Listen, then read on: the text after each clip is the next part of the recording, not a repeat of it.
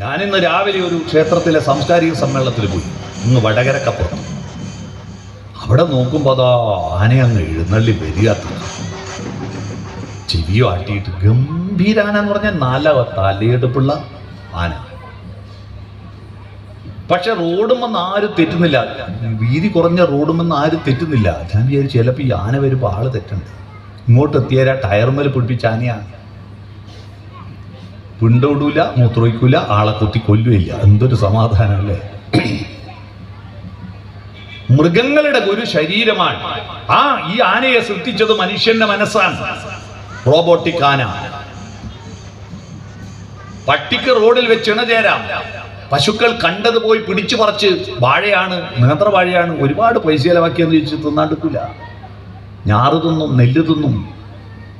കാരണം അതിന് വിശക്കുമ്പോൾ തിന്നും, ഉറക്ക് വരുമ്പോൾ ഉറങ്ങും, കാമവികാരം ഉണരുമ്പോൾ ഇണചേരും, മുട്ടുമ്പം ചാണകം. അത്രയേ ഉള്ളൂ. നാം മനുഷ്യനായത് അവന്റെ ഗുരു മനസ്സാ, ശരീര ലഘുവാ. നിങ്ങൾക്കിപ്പോ ഇവിടെ ഇരിക്കുമ്പോ മൂത്രമൊഴിക്കാൻ മുട്ടിയ ആടെ ഒഴിക്കോ? ആള് പറയില്ലേ ഓനെന്ത് ജന്തുവാന്ന്? അപ്പൊ മനുഷ്യരുടെ കൂട്ടത്തിൽ പെടില്ല. നമ്മുടെ ശരീരത്തോട് മനസ്സാജ്ഞാപിക്കും നിൽക്കവിടെ. ആ മനസ്സ് ഗുരുവാകുമ്പോഴാണ് നമ്മൾ മനുഷ്യർ.